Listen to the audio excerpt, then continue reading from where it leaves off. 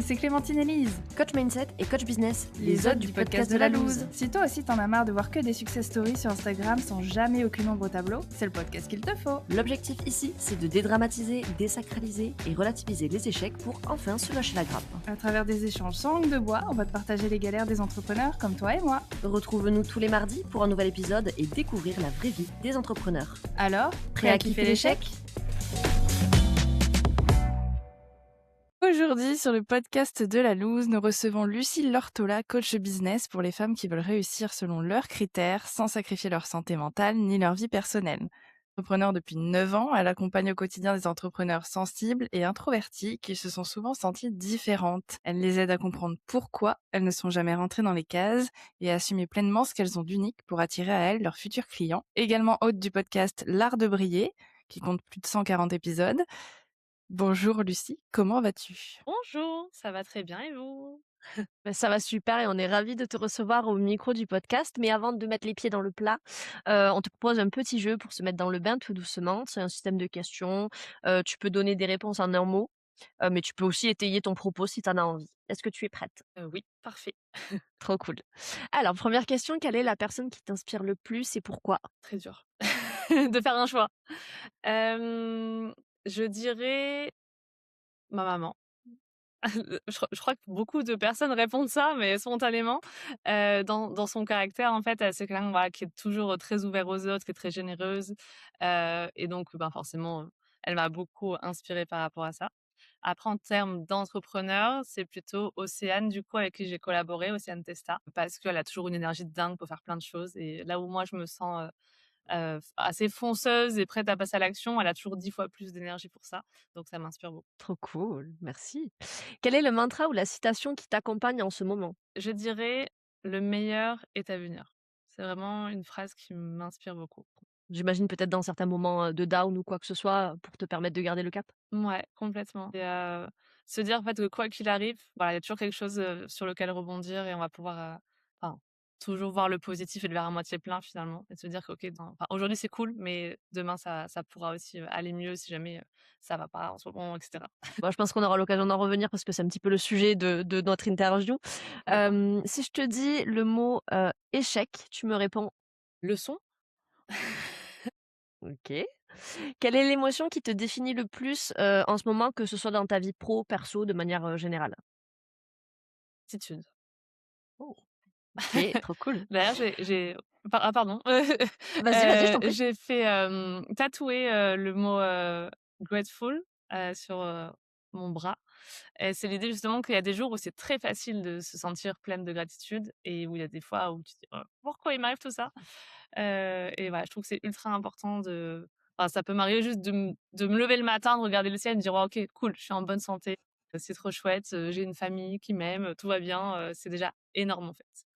C'est un sentiment ultra fort. Trop bien, trop cool. C'est un peu symbolique, ouais, le tatouage et tout, Mmh. trop bien, j'aime bien. Quel est le pire conseil qu'on t'ait donné ou celui que tu détestes, entendre? Que l'entrepreneuriat, c'est la voie facile. C'est Je tout, trouve c'est facile. non, je trouve pas que ce soit facile du tout et qu'on laisse croire ça aux gens. Enfin, je pense vraiment aujourd'hui qu'il y a des personnes qui sont pas faites pour ça ou alors qui ont besoin de beaucoup, beaucoup fournir d'efforts pour, y arriver et ouais, non, c'est clairement pas facile.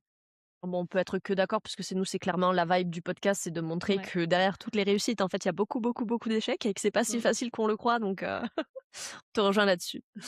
Et du coup, dernière, question, donc là, c'est un petit peu plus, hors contexte. Dis-nous un truc que personne ne sait sur toi, ça peut être une anecdote, un truc what the fuck, peu importe. Alors pas beaucoup de gens le savent, mais quand on me connaît, on le sait un petit peu, je suis très maladroite. Par exemple, il y a quelques mois en arrière, quelques semaines, j'étais à un événement avec 150 autres entrepreneurs. Dans la soirée, il y a un verre qui a été cassé, c'est moi qui l'ai cassé. Voilà, donc j'ai ce truc, je me cogne partout, je casse tout, c'est moi. OK, donc on t'invite pas aux soirées. Non, Ouais, des trucs fragiles autour, quoi. voilà, c'est ça, faites attention aux choses précieuses auxquelles vous tenez. OK, ça marche. Bah, écoute, merci pour tes réponses, très inspirantes. Nous, si on t'a invité au micro du podcast, c'est parce que, ton expérience, pour le coup, dans l'entrepreneuriat, elle est synonyme de résilience quand même et de rebond, finalement. Parce qu'à plusieurs reprises, donc tu t'es un peu retrouvée au pied du mur à devoir, tout déconstruire, reconstruire autre chose.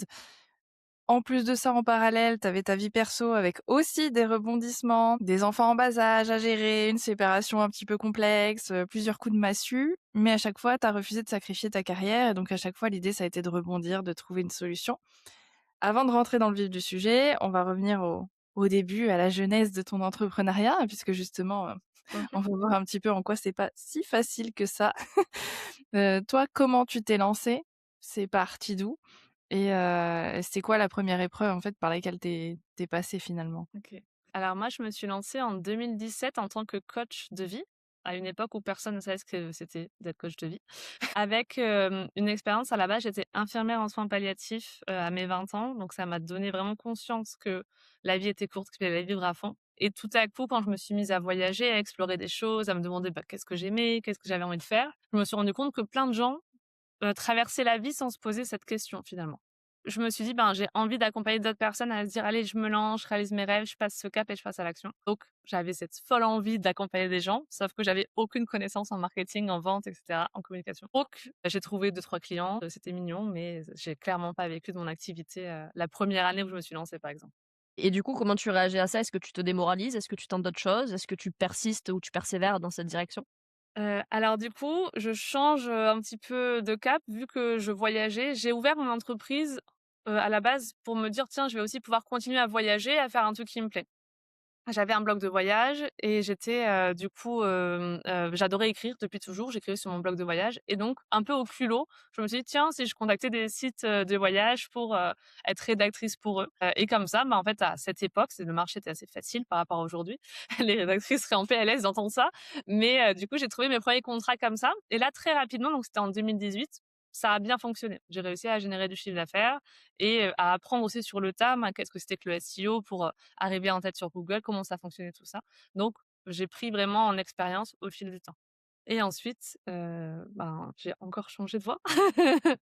Mais du coup, ça, c'est la partie de ce que je fais aujourd'hui. Mais ce qui s'est passé surtout, c'est, voilà, la naissance de mon fils et le covid qui arrive et c'est vraiment là le plus gros chamboulement, on va dire, de mon parcours. OK, parce que ça, c'est arrivé quand au niveau du business? C'était pendant que tu étais dans cette rédaction, blog voyage et Exactement. cetera où ça Ouais, marchait bien, du coup? ouais, Ou enfin voilà, qu'est-ce qui s'est passé à ce moment-là? c'est ça. Donc du coup, je vis de mon activité. J'ai un chiffre d'affaires, à cette époque aux alentours de 1 500-2 000 €, ce qui en soi me convient vu que je vis pas en France donc j'arrive quand même à survivre, à vivoter. Enfin, de mon point de vue, ça marchait plutôt bien et arrive le covid. Donc forcément, voyage, ça devient compliqué. Moi, j'étais enceinte à cette époque et moi, mon idée, c'était de me dire: «Quand mon fils, ben, sera né, je vais m'arrêter quelques mois, mais après je vais rapidement reprendre» et le covid renverse un petit peu toute cette tendance-là. Et du coup, j'arrête complètement mon activité. Je suis vraiment mise au chômage technique, hein, parce que clairement les blogs de voyage à cette époque ne sont plus, enfin voilà, ne publient plus de contenu. Hem et en fait, la naissance de mon fils est vraiment un chamboulement dans ma vie à ce moment-là. Tout à coup, je passe d'une vie où je fais ce que j'aime, je suis en voyage tout le temps, quasiment la plupart du temps, je suis à l'étranger, où je retrouve, un appartement en France. Je suis enfermée chez moi parce que c'est le confinement. J'ai la naissance de mon fils et d'un coup, je me sens totalement seule, pour plein d'aspects aussi. J'ai 26 ans aussi à l'époque, donc forcément autour de moi, il y a personne qui a d'enfants. Ma sœur n'a pas encore d'enfants. J'ai l'impression en tout cas, vu que j'ai eu 2 enfants, qu'à cette époque, c'était aussi peut-être moins admis ce côté on prend soin des mères, on va les voir et cetera et en plus, dans tous les cas, c'était impossible, parce qu'on était confinés. Et pour compliquer un peu plus les choses, mon bébé est assez particulier, sachant qu'il est RGO. Donc peut-être quand on n'est pas maman, ça nous dit rien du tout, mais si vous avez eu un bébé RGO, vous savez très bien ce que ça sous-entend. C'est-à-dire un bébé qui a un reflux en fait, donc dès qu'il mange, il a de l'acidité qui remonte, ça lui crée des douleurs, ce qui fait que c'est des bébés qui pleurent beaucoup, qu'il faut toujours avoir contre soi et moi, pour encore plus simplifier les choses, j'allaite mon fils, donc je n'ai aucun relais possible. De jour comme de nuit, il fait quasiment aucune sieste, mais c'est moi en fait la référence. Donc même si le papa, voilà, il essaye un petit peu de s'impliquer, il peut pas forcément le faire. Et du coup, ça crée vraiment un fossé avec mon partenaire à cette époque, où lui, démuni un petit peu face à tout ça, bah, dès qu'il a l'occasion, dès qu'on est un peu déconfinés, il va, partir toute la journée, vraiment s'éloigner et pas forcément prendre son rôle à ce moment-là, en tout cas, de notre vie. OK et du coup, si on revient plus à toi, bah, ton ressenti, comment est-ce que tu vis cette période? Donc j'entends que ça a dû être Mmh. compliqué, mais du coup, comment est-ce que tu gères, bah, peut-être la fatigue, la frustration de te retrouver seule par moment, ou peut-être même la frustration de ne pas pouvoir travailler comme tu le voudrais puisque, bah, Mmh. le contexte fait que c'est compliqué? C'est ça. Très clairement, en fait, je suis quelqu'un qui a tendance à voir toujours le verre à moitié plein et à me dire: «C'est pas grave» et cetera. Mais là, vraiment, je suis au fond du trou. Pour une des premières fois de ma vie, en fait, je me dis: «Mais la maternité, c'est une grosse arnaque, en fait». On m'a vendu le truc de, «Tu t'épanouis, c'est trop cool, ton bébé, tu vas le poser quelque part, il va faire une belle sieste, tu vas pouvoir, continuer un truc qui te tient à cœur». Et là, clairement, j'en suis revenue à, malgré moi, être une maman à 100. Ça s'installe dans le temps. J'ai clairement pas de relais et je l'ai pas choisi consciemment en plus. Et du coup, pour pallier un petit peu à cette activité indépendante qui vivote et qui ne fonctionne plus vraiment avec, voilà, ça a duré plusieurs années où les voyages étaient plus trop possibles, plusieurs mois du moins. Hem, mon conjoint se dit: «Ben, tiens, je vais prendre un travail salarié, voilà, je vais faire autre chose». Donc de plus en plus, lui, il s'éloigne et moi, je me retrouve seule à la maison, heu, et je peux plus faire mon activité. Et enfin, clairement, je me rends compte à ce moment-là que être une maman à temps plein ne m'épanouit absolument pas et c'est dur. Et j'imagine que c'était pas évident de se rendre compte de ça parce que c'est pas très bien enfin, pas très bien vu malheureusement de dire, c'est bien d'être maman, 100 c'est pas ce qui me fait vibrer et tout. C'est pas forcément Ouais, très bien vu. Comme tu dis autour de toi, tu avais pas non plus de personnes qui pouvaient te dire, «Bah oui, c'est la merde et c'est normal aussi de penser ça comme ça, on est toutes différentes et tu as le droit de vouloir une exactement. vie à toi aussi», Donc Mmh. com est-ce qu'il y a pas eu aussi un peu une enfin un petit mal-être aussi de ce côté-là de se dire, «Ah putain, je suis pas épanouie d'un côté comme de l'autre en fait, là il y a j'arrive pas à trouver mon équilibre». Ouais, c'est ça, ça a vraiment mis du temps à retrouver cet équilibre et en plus une culpabilité. Là, ces premiers mois de vie, moi, j'ai senti enfin même la première année entière de mon fils, je me suis sentie hyper impuissante. De me dire: «J'ai mis au monde un bébé, je sais pas comment le soulager, il a l'air toujours douloureux, il a toujours besoin de moi, je ne peux pas être autre chose qu'une mère pendant tous ces mois». Ben, je m'en veux parce que j'arrive pas du coup à soulager un peu ce qu'il a et en plus, bah, je me m'éclate pas dans ma vie, à ce moment-là. Je l'ai voulu, il est très attendu, je l'aime de tout mon cœur, mais par contre, bah, c'est dur et ouais, pardon? Est-ce que ça crée de la frustration aussi du coup, de pas pouvoir, poursuivre un petit peu, bah, de le côté, professionnel et cetera? Ou il y a juste que ce sentiment un peu de culpabilité au final? Non, il y a aussi énormément de frustration, mais la frustration vient plus du coup envers mon conjoint, je dirais. Parce que, alors certes, entre guillemets, «on voulait le meilleur pour notre enfant» et dans la génération dans laquelle on est, le meilleur, c'est le garder le plus possible. On a fait tout bien en fait, tout ce qui était un peu préconisé. On fait la DME, on allait l'enfant et cetera, sans vraiment se rendre compte, enfin se questionner sur: «Est-ce que ça me convient à ce moment-là?» Et du coup, le papa du lui, il a le droit de faire tout ce qu'il veut. C'est-à-dire que s'il veut aller prendre un job salarié, quitter un petit peu ce foyer, il pouvait le faire et se dédouaner aussi de la charge de nourrir son bébé. Il me dit: «Ben, moi, je me sens pas de changer les couches de mon fils. Bon, c'est pas grave, je vais le faire» et en fait, sur le coup, je dis: «Je vais le faire», mais en fait, ben, ça représente une charge énorme jour et nuit. Voilà, donc c'est en fait, ça va crescendo sur des choses où je me sens ultra frustrée de me dire: «Lui, il a le droit de s'épanouir» et moi, je me retrouve un peu l'ombre de moi-même. Mais c'est assez inconscient, à ce moment-là et voilà, ça se fait sur le temps, c'est un peu insidieux, mais je me retrouve malgré moi dans une situation où très clairement, je m'épanouis pas du tout. Et où en plus on se retrouve tous les 2 en fait du coup avec des envies qui sont plus les mêmes. Lui, il est super fonceur, on s'est beaucoup porté au début de notre relation sur: «Allez, on voyage, on fait des choses de notre vie, on s'épanouit, on a exploré plein de choses ensemble». Et du coup, quand, le mon fils naît, il se dit: «Allez», sur un coup de tête, il est capable de me dire: «Allez, on va déménager en Alsace», et où moi je l'attends. Déjà je me sens très, très seule ici, si en plus je m'éloigne de ma famille et de ma sœur et tout ça, comment je vais faire?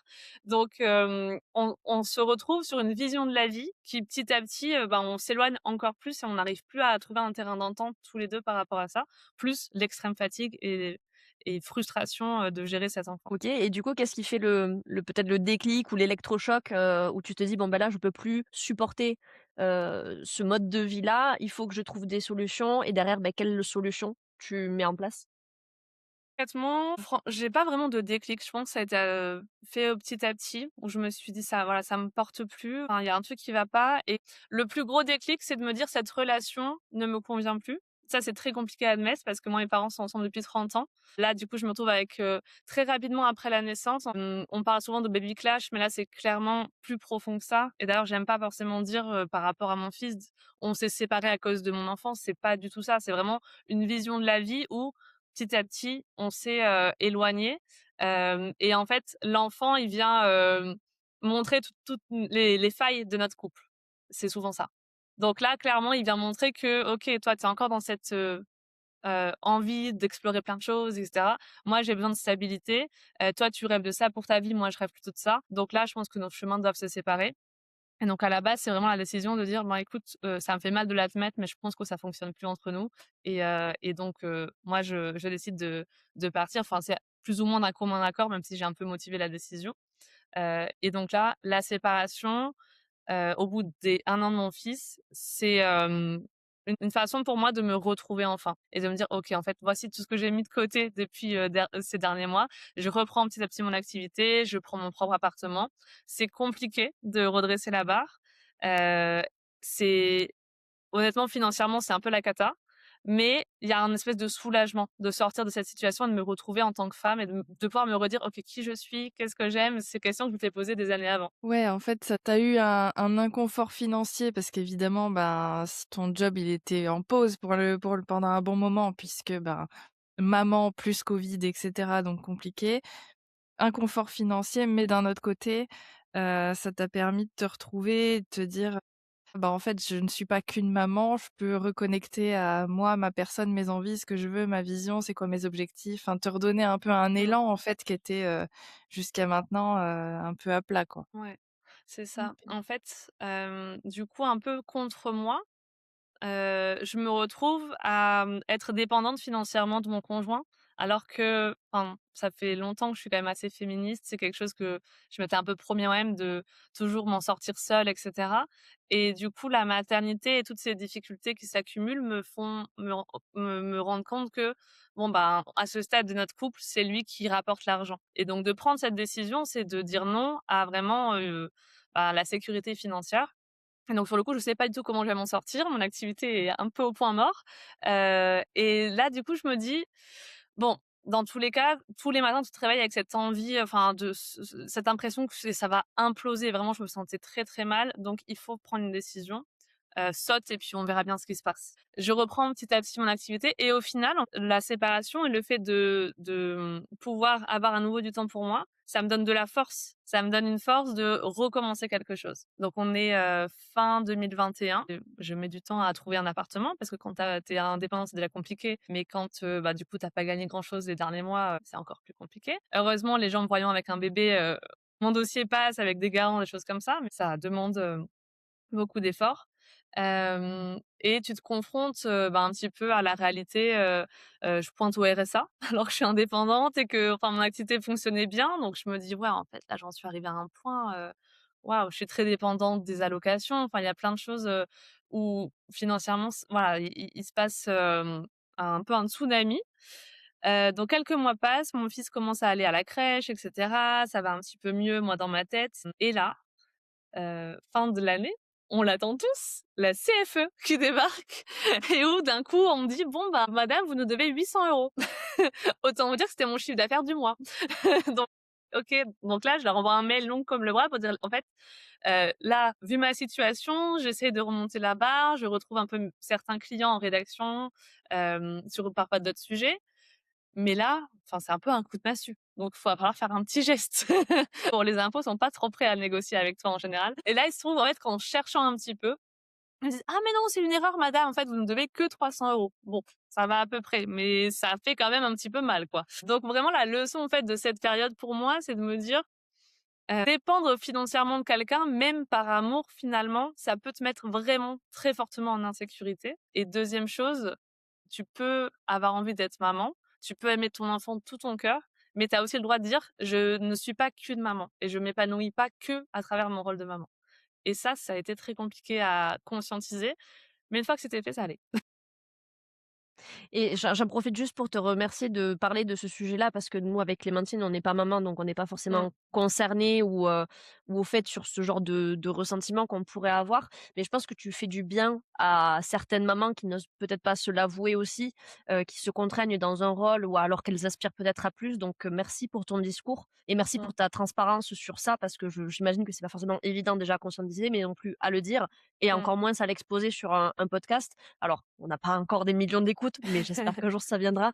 Mais en tout cas, merci beaucoup pour, ce genre de partage, c'est vraiment très, très, précieux. Je dirais que, c'est vrai qu'aujourd'hui enfin, c'est un peu plus admis peut-être aujourd'hui, mais il y a aussi ce côté, de pouvoir dire, voilà, à la fois que tu t'épanouis pas forcément à 1000 là-dedans, mais de dire que c'est difficile la maternité. C'est vrai que enfin, de plus en plus on arrive à le verbaliser aujourd'hui, mais moi pas forcément et aussi de dire par rapport à l'image qu'on se faisait d'une famille, d'un couple, on a le droit de se dire aussi que ça a pas fonctionné et c'est vrai que c'est beaucoup vu comme un échec.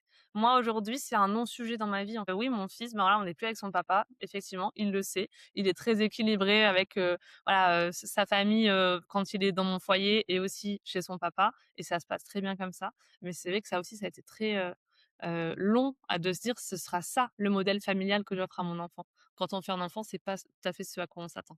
Oui, c'est ça, c'est encore une belle image de la famille, bien carrée, papa, maman Mmh. ça peut pas bouger et cetera. Sinon, ouais, comme tu dis, c'est un échec, le pauvre enfant va être traumatisé à vie et c'est catastrophique. C'est Alors que ça. bien souvent, vaut mieux que les parents se séparent. Pour beaucoup de familles, il aurait mieux valu que les parents se séparent et trouvent un équilibre ailleurs que de se forcer, justement, entre parenthèses, «pour les enfants», enfin, entre guillemets, «pour les enfants». C'est Donc ça. bravo d'avoir fait ça et puis comme tu dis, il est peut-être très équilibré avec, la famille, du côté de son papa, la famille de ton côté et ça fait, de nouvelles familles, puisque tu as un deuxième enfant là, en Mmh. plus, donc ça veut dire qu'il Ouais, c'est ça, a un demi-frère, exactement. Il y a une ça, demi-frère ou demi-sœur d'ailleurs, je ne sais pas. demi-sœur, exactement. Bah, du coup, ouais, pour la seconde maternité, j'ai tout fait différemment. Ça m'a appris une grande leçon. Et du coup, en fait, en début 2022, donc je prends vraiment ce temps, entre-temps, donc moi déjà, santé mentale, en fait, je me rends compte après coup que vraiment, c'est éclaté, hein. Je me sens vraiment très, très mal. Moi, j'ai tendance à porter tout le monde sur mes épaules, donc en plus, en cette fin d'année 2021, j'apprends que ma maman a un cancer, évidemment, sinon c'est pas drôle. Ben, moi, je suis là en mode: «OK, bon, bah, je lui ai fait des petits mots du monde entier, qu'elle a reçus, de Tahiti parce qu'elle rêve d'aller à Tahiti pour, la soutenir à chaque chimio, elle peut ouvrir une petite enveloppe. Enfin, je la soutiens au maximum comme je peux. Sauf que moi, concrètement, on en parlait tout à l'heure, j'ai plus de batterie, j'ai plus de voilà, de possibilité de soutenir quoi que ce soit, personne ne me soutient, et en fait, je me rends compte, enfin, tout à coup, j'ai un contre-coup de me dire: «Je suis tellement mal, je me sens tellement mal» et je me retrouve seule avec mon fils, avec des moments où vraiment j'ai pas de relais, c'est très compliqué pour moi à gérer et dans ma tête, je suis au plus bas. Il y a des fois où, je l'emmène, avec mes parents quelque part parce que moi, je n'arrive pas à m'en occuper, mais pas dans le sens, dire, les besoins vitaux sont remplis bien sûr, mais je ne prends pas de plaisir. Enfin moi vraiment, je suis, à mon avis, dans un burn-out maternel sans qu'il soit diagnostiqué, mais vraiment où j'ai un contre-coup total de dire: «Là, j'en peux plus en fait, de toute cette difficulté», voilà, même si bien sûr la situation s'améliore au fil des mois et c'est trop chouette.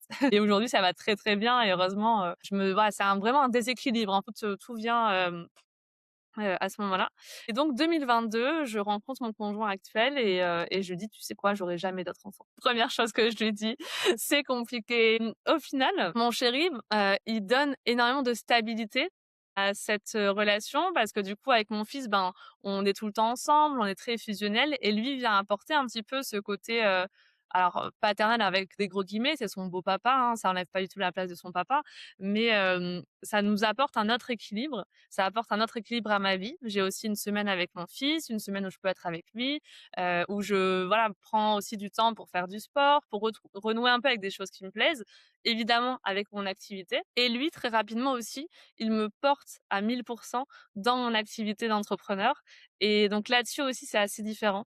À la fois, mon enfant est un moteur parce que je me dis: «Maintenant, j'ai des choses à prouver», mais sachant que même si lui, il est salarié à cette époque et il est très admiratif, en fait, de ce que je fais et il me dit: «Mais vas-y fonce, lance tel projet» et cetera et donc cette énergie qu'il peut me donner fait en sorte que je redresse assez facilement la barre finalement et que je me lance du coup dans cette activité de coach business aussi, où je me rends compte au fil des mois que vraiment en fait ce qui m'anime c'est d'accompagner les gens et que je me montais un petit peu à moi-même en écrivant, des textes dans l'ombre, j'ai vraiment un message que j'ai envie de faire passer.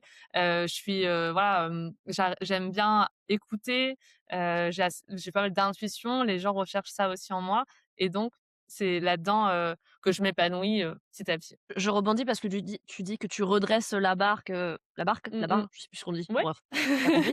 Qu'est-ce que du coup, ouais, qu'est-ce que d'un point de vue très pratico-pratique, qu'est-ce que tu fais pour redresser la barre, justement? Les actions, on va dire, qui te permettent de rebondir? Ouais, alors d'un point de vue pratique, donc qu'est-ce que je fais? J'augmente mes tarifs. Déjà, je prends confiance en moi, je prends confiance que j'ai de la valeur, que voilà, je suis plus une rédactrice junior, donc j'augmente mes tarifs.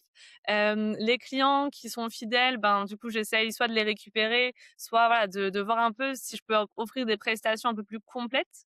Je me fais accompagner aussi et du coup, je lance, un coaching SEO à la base, donc j'apprends aux gens à écrire sur leur site pour que ça arrive, en tête sur Google. Je lance un compte Instagram, je lance mon site. Enfin, d'un coup, je me rends beaucoup plus visible, en fait, aussi.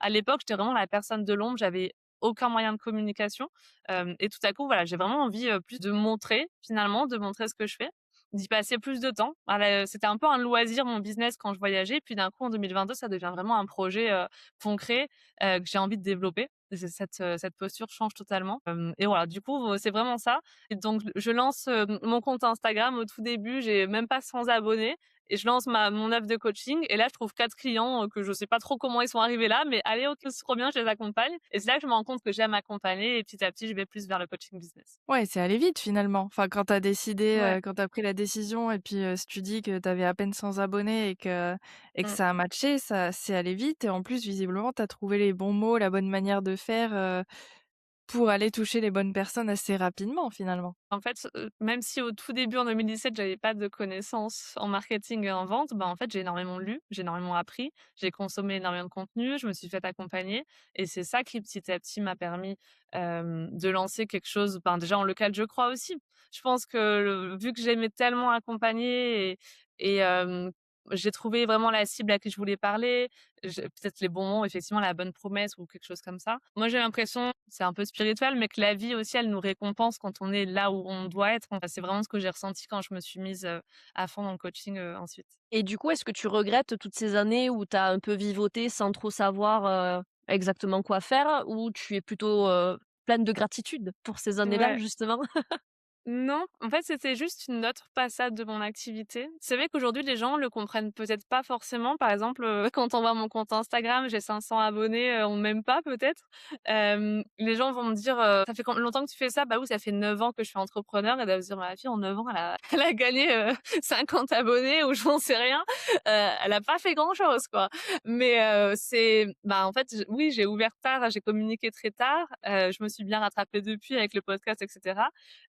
Mais à l'époque, j'ai créé mon business pour me faire kiffer, pour un moyen de voyager et de mener une vie qui me fait kiffer. Et je dirais qu'aujourd'hui, c'est encore la même chose. C'est pouvoir, être près de mes enfants. Enfin, le pourquoi, il a changé, mais en fait, la manière de faire, elle a pas changé et c'est aussi pour ça que j'aide autant mes clientes à dire: «Certes, tu vas avoir des objectifs ambitieux, faire, enfin, je sais pas, augmenter ton chiffre d'affaires, c'est trop cool, mais pas au détriment ni de ta santé mentale et ni, ben, d'un équilibre de vie que tu as construit, peut-être difficilement comme moi.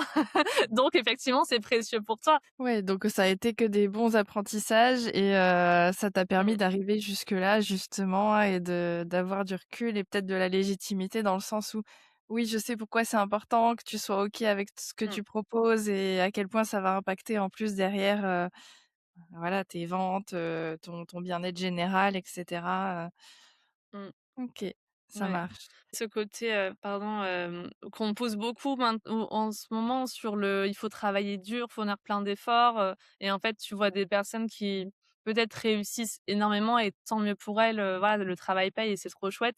Mais où des fois, elles verbalisent qu'elles se sentent très, très mal, qu'elles peuvent tomber dans des addictions, dans de l'anxiété. C'est pas du tout ce à quoi j'aspire et que j'espère pas mener mes clientes vers ça. Ce serait vraiment horrible pour elles.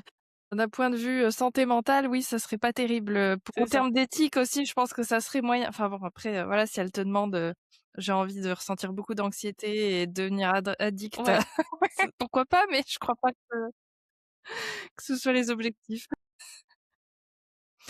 OK, donc tu t'es relancé donc, coaching, business, ça a bien marché dès le début.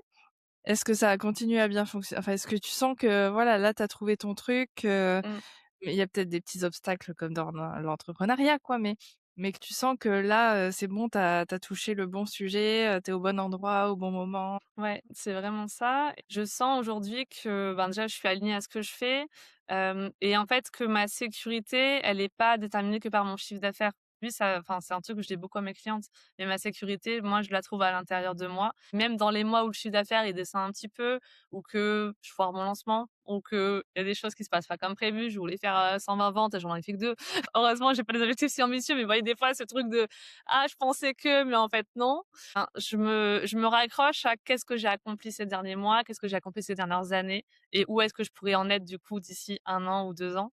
Mais du coup, en plus, je reviens de congé maternité, donc de mon deuxième enfant. En 2025, du coup, je suis tombée enceinte d'une petite fille. J'ai eu une petite fille en juillet dernier et là, par contre, j'ai fait tout différemment par rapport à la première grossesse. Par exemple, voilà, j'ai repris, au bout de 2 mois. Je l'ai fait garder, à ses 2 mois et demi et donc les gens me disent: «Mais comment enfin, vraiment? Comment tu vas faire pour laisser ton bébé?» «T'inquiète, ça va très bien se passer» et en fait, voilà, en toute confiance parce que je savais et j'ai vécu, donc j'ai voulu vraiment c'était une volonté de faire tout différemment et je me sens vraiment très bien avec ça et j'ai l'impression aussi, notamment par le fait que, par exemple, j'ai pas forcément allaité, donc quand tu donnes un biberon, ben, le papa peut être plus impliqué, autant le jour que la nuit. Je suis partie en week-end entrepreneur au mois de janvier.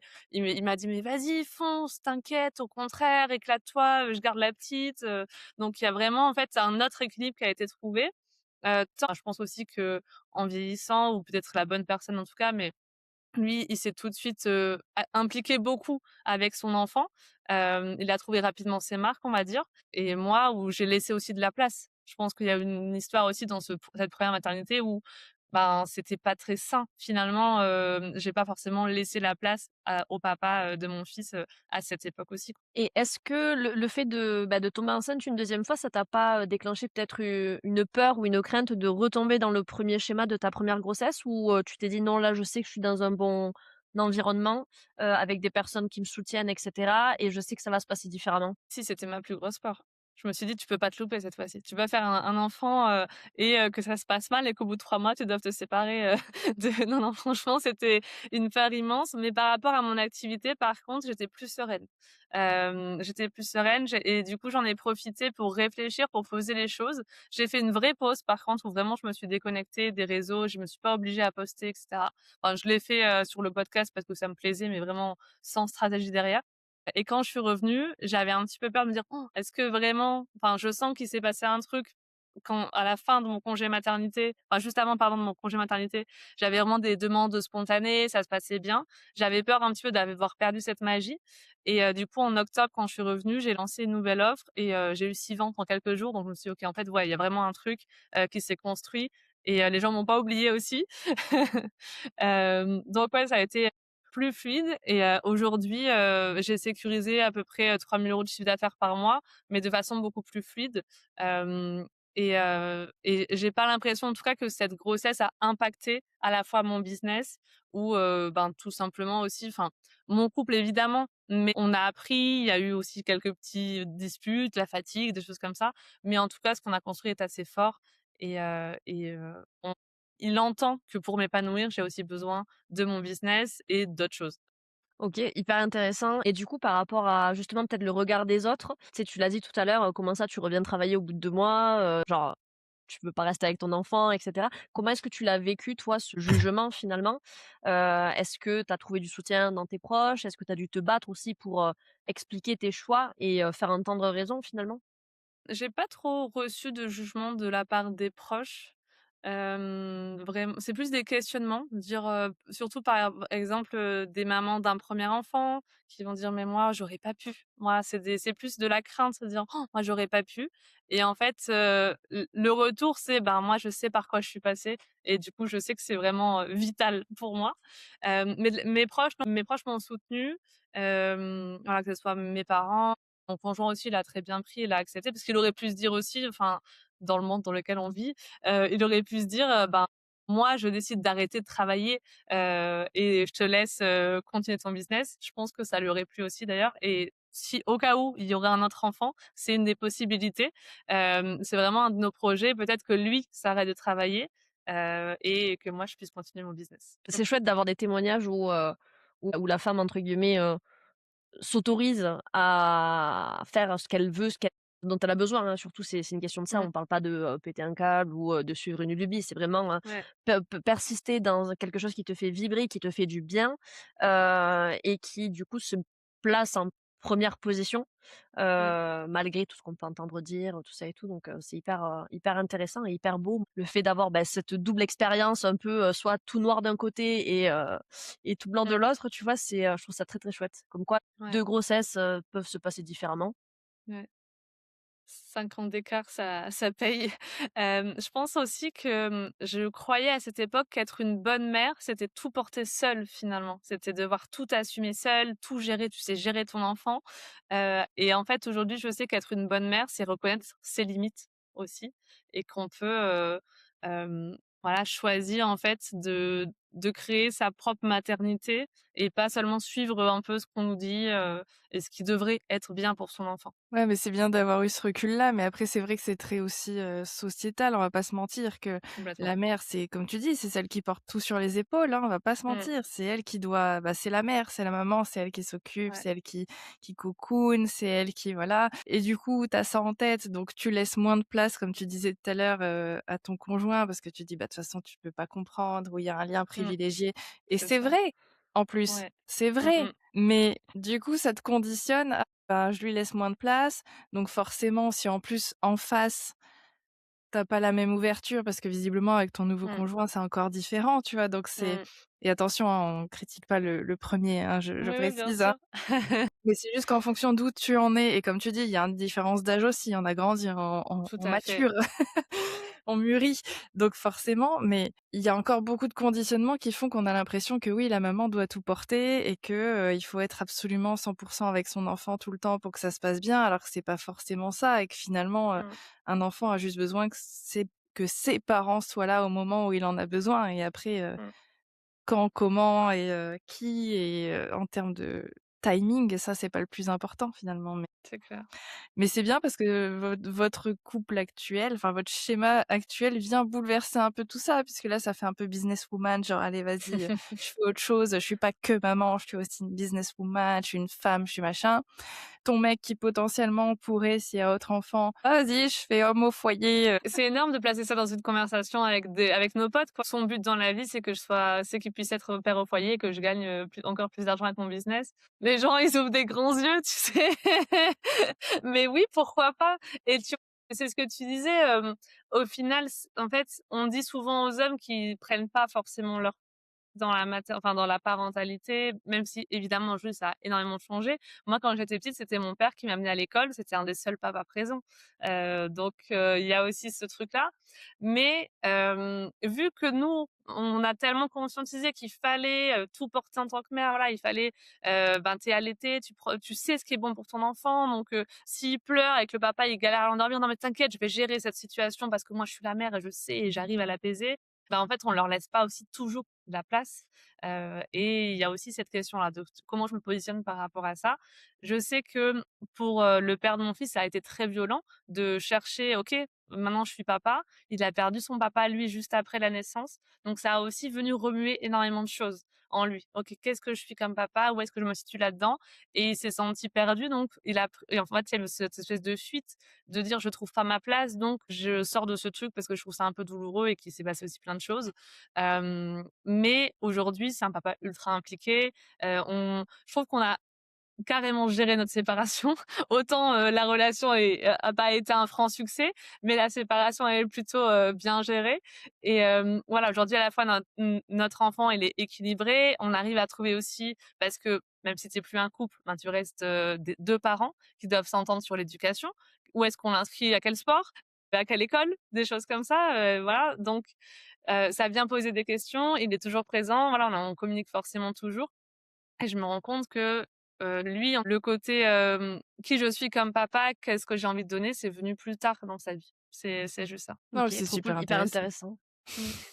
On est d'accord. On dézoome un petit peu et qu'on reprend, bah, toute, ton expérience finalement, donc au fil des années, bah, tu t'es mangé des murs de temps en temps, tu t'es pris des petits stops en plein élan, ce genre de choses, et c'est en ça qu'on dit que du coup tu as une expérience, enfin un parcours très, résilient et cetera. Pour quelqu'un qui nous écoute et qui se trouverait dans une période de down, peu importe le contexte, hein, finalement lié à la maternité ou pas, et cetera. Est-ce que tu aurais potentiellement des conseils, à donner, que ce soit d'un point de vue mindset, soit d'un point de vue très pratico-pratique pour justement que ces personnes-là puissent se raccrocher, à quelque chose, Mmh. et rebondir? OK. Moi, je dirais que, d'un point de vue plus, état d'esprit, déjà s'autoriser à prendre du temps pour soi. Demain, je sais pas, tu as vécu une séparation, un deuil, ta maternité a été compliquée, tu as vécu un chamboulement dans ta vie. Moi, c'est vrai que j'ai un peu culpabilisé les premières semaines à me dire: «Là, il faut vraiment que je renfloue les caisses, que je me prenne de l'élan». Autorise-toi cette période où tu relâches et tu te poses des questions et tu analyses et que tu es dans la réflexion. Je pense que ça a été ultra salutaire pour moi, de m'autoriser justement à prendre, juste, un temps pour recoller un peu tous les morceaux de ce qui avait pété et dire: «OK, qu'est-ce qu'on fait de ça?» Et après, moi personnellement, le fait d'avoir, mon enfant, ça m'a donné énormément de force. Alors certes, ça peut passer comme un frein. C'est vrai que enfin, quand on est maman et entrepreneur, on va pas se mentir, c'est compliqué. Il y a des choses qu'on peut pas faire, on a moins de temps, on est plus fatigué, enfin, il y a forcément un contexte qui fait que c'est pas évident. Mais de toute façon, c'est pas évident pour tout le monde. Autant le prendre positivement et se dire que c'est ton moteur aussi. Donc voilà, si jamais c'est une question, liée, plus, au cas de l'enfant, à peut-être un manque de sommeil, des choses comme ça. Ouais, se dire que finalement, il nous donne aussi de la force, énormément de force, mais qu'on a le droit en attendant, si c'est la galère, de se dire: «Bon, ben, ce sera peut-être pas l'année de ma croissance, mais petit à petit, ça reviendra en fait, si je suis déterminée et persévérante». Même si ça implique entre guillemets «un risque financier»? Tout voilà, tout dépend. Moi, je me suis permis ça aussi, parce que j'avais des économies, mais je trouve que j'ai quand même rapidement remonté la barre en quelques mois parce que je suis passée à l'action vraiment concrètement aussi. Il y a ce côté où j'ai pris, quelques semaines pour poser les choses. Ça j'avais des économies et j'ai vraiment, pris pas mal dedans, mais petit à petit, au final, c'est ce qui m'a permis aussi de sortir la tête de l'eau et de me sentir mieux dans ma tête pour, aller plus loin. Après, encore une fois, si vraiment le côté financier, est très compliqué, c'est ce que je dis aussi à mes clientes. Demain, au lieu de te mettre la pression de dire: «Il faut absolument que dans 3 mois, je vive de mon business parce que c'est la catastrophe», ben, peut-être, trouve l'idée de prendre un mi-temps ou un job salarié. C'est pas non plus et vous l'avez déjà exposé dans le podcast, c'est pas forcément un échec, ça peut être une situation. Moi, j'ai une de mes clientes qui a repris un job salarié à mi-temps, et elle m'a dit: «En fait, c'est un soulagement. J'ai moins de pression financière donc ça me permet de kiffer plus le développement, pardon, de mon activité. Oui, c'est ça, on ne fait que le répéter, hein, mais ça peut être un Ouais, tremplin pour tout justement, à fait. toujours garder son entreprise, justement, au lieu de la fermer et de tout abandonner et de finir en PLS parce que, ben, tu t'es Mmh. drainé, financièrement, mentalement et cetera. Ça peut être le tremplin qui va faire: «Je me soulage du côté financier» et du coup, le reste, c'est bonus Mmh. et si je sens à un moment donné que: «Ah là, c'est bon, là, c'est bien lancé» et que je veux redégager du temps, bon, ben, tu quittes Ouais, ton temps partiel et cetera mais complètement. c'est en fait, c'est ça, c'est ne pas se bloquer parce que finalement, ça serait con de se dire: «Je vais absolument pas, retourner dans le salariat pour, temporiser et cetera. Je vais absolument fermer».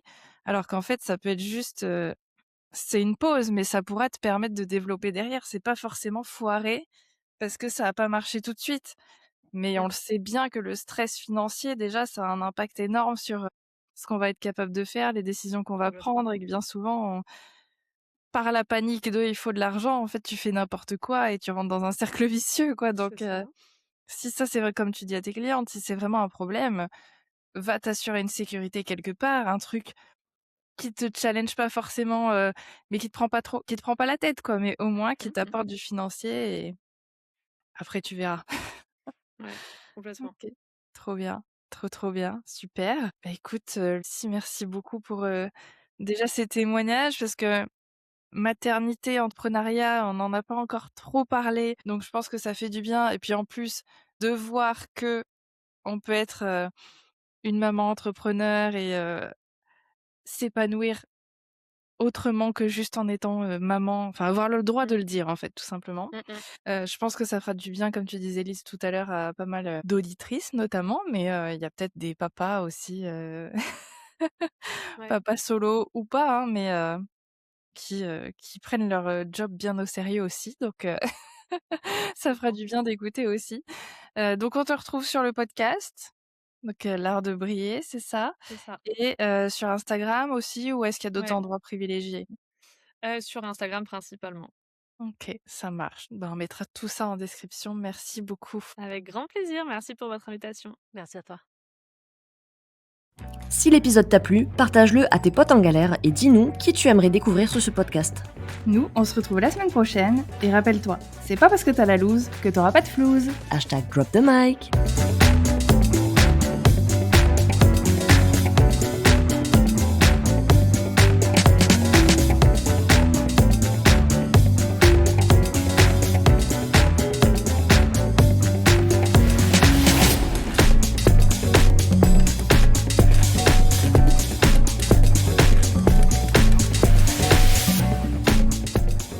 Mais qu'est-ce que tu fous?